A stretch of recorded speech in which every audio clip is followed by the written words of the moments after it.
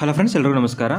ಇದೀಗ ಕರ್ನಾಟಕ ಸರ್ಕಾರದಿಂದ ಯುವ ನಿಧಿ ಯೋಜನೆಗೆ ಸಂಬಂಧಪಟ್ಟಂತೆ ಒಂದು ಅಧಿಕೃತ ಸುತ್ತೋಲೆ ಬಂದಿದೆ. ಅದರ ಬಗ್ಗೆ ತಿಳಿದುಕೊಳ್ಳೋಣ ಬನ್ನಿ. ಈ ಸುತ್ತೋಲೆಯಲ್ಲಿ ಅರ್ಜಿ ಸಲ್ಲಿಸುವುದು ಹೇಗೆ, ಯಾರೆಲ್ಲ ಅರ್ಹರು ಎಂಬ ಮಾಹಿತಿಯನ್ನು ಪ್ರಚುರಪಡಿಸಲಾಗಿದೆ. ಅದೇನೆಂದರೆ, ಕರ್ನಾಟಕದಲ್ಲಿ ವಾಸಿಸುವ ಕನ್ನಡಿಗ ಅಭ್ಯರ್ಥಿಗಳಿಗೆ ಮಾತ್ರ ಈ ಯೋಜನೆ ಅನ್ವಯವಾಗುತ್ತದೆ. 2023 ವರ್ಷದಲ್ಲೇ ತೇರ್ಗಡೆಯಾಗಿದ್ದು, ಉತ್ತೀರ್ಣರಾಗಿ 180 ದಿನಗಳು ಕಳೆದರೂ ಉದ್ಯೋಗ ಇರಬಾರದು. ಅರ್ಜಿ ಸಲ್ಲಿಸಿದ ದಿನದಿಂದ ಉದ್ಯೋಗ ಸಿಗುವವರೆಗೆ ಅಥವಾ 2 ವರ್ಷ ಗರಿಷ್ಠ ಅವಧಿಯವರೆಗೆ ಮಾತ್ರ ಈ ಭತ್ಯೆಯನ್ನು ನೀಡಲಾಗುವುದು.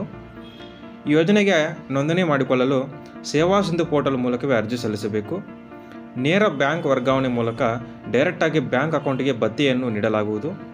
ನಿರುದ್ಯೋಗ ಸ್ಥಿತಿ ಬಗ್ಗೆ ಸ್ವಯಂ ಘೋಷಣೆ ಮಾಡಬೇಕು. ಉದ್ಯೋಗ ಪಡೆದ ನಂತರ ತಪ್ಪು ಘೋಷಣೆ ಅಥವಾ ಘೋಷಿಸಲು ವಿಫಲವಾದರೆ ದಂಡವನ್ನು ವಿಧಿಸಲಾಗುವುದು.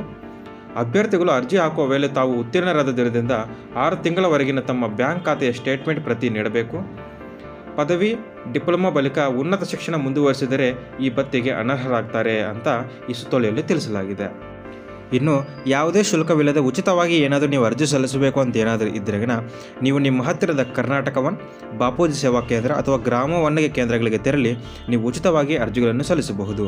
ಅಥವಾ ನೀವೇ ಸೇವಾ ಸಿಂಧು ಪೋರ್ಟಲ್ಗೆ ಹೋಗಿ ಕೂಡ ಅರ್ಜಿಗಳನ್ನು ಸಲ್ಲಿಸಬಹುದು.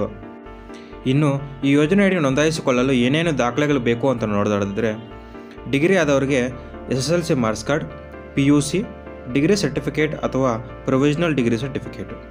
ಇನ್ನು ಡಿಪ್ಲೊಮಾ ಮುಗಿಸಿದವರಿಗೆ SSLC marks card, PUC certificate ಅಥವಾ ಡಿಪ್ಲೊಮಾ ಸರ್ಟಿಫಿಕೇಟ್ ಅಥವಾ ಪ್ರೊವಿಷನಲ್ ಡಿಗ್ರಿ ಸರ್ಟಿಫಿಕೇಟ್. ಮತ್ತು ಕ್ಯಾಂಡಿಡೇಟ್ಸು ತಮ್ಮ ಅನ್ಎಂಪ್ಲಾಯ್ಮೆಂಟ್ ಸ್ಟೇಟಸ್ ಬಗ್ಗೆ ಪ್ರತಿ ತಿಂಗಳು 25ನೇ ತಾರೀಕು ಒಳಗಡೆ ಆಧಾರ್ OTP ಬಳಸಿ ಸೆಲ್ಫ್ ಡಿಕ್ಲೇರ್ ಮಾಡಬೇಕಾಗುತ್ತೆ. Finally the benefit will be credit to the eligible applicants Aadhaar seeded bank account through the DBT. ಅಂದರೆ DBT ಮೂಲಕ ಡೈರೆಕ್ಟಾಗಿ ಬ್ಯಾಂಕ್ ಅಕೌಂಟ್ಗೆ ಜಮಾ ಆಗುತ್ತದೆ ಅಂತ ತಿಳಿಸಲಾಗಿದೆ. ಸೊ ಇದು ಫ್ರೆಂಡ್ಸ್ ಇವತ್ತಿನ ಮಾಹಿತಿ. ನಿಮಗೆ ವಿಡಿಯೋ ಇಷ್ಟ ಆಗಿದೆ ಅನ್ಕೊತೀನಿ. ಇದೇ ರೀತಿಯ ಸರ್ಕಾರದಿಂದ ಬರುವಂತಹ ಹೆಚ್ಚಿನ ವಿಡಿಯೋಗಳಿಗಾಗಿ ನಮ್ಮ ಚಾನಲ್ಗೆ ಸಬ್ಸ್ಕ್ರೈಬ್ ಮಾಡಿಕೊಳ್ಳ್ರಿ. ಮತ್ತು ವಿಡಿಯೋ ವೀಕ್ಷಣೆ ಮಾಡಿದ್ದಕ್ಕಾಗಿ ಎಲ್ಲರಿಗೂ ಧನ್ಯವಾದಗಳು. ಶುಭ ದಿನ.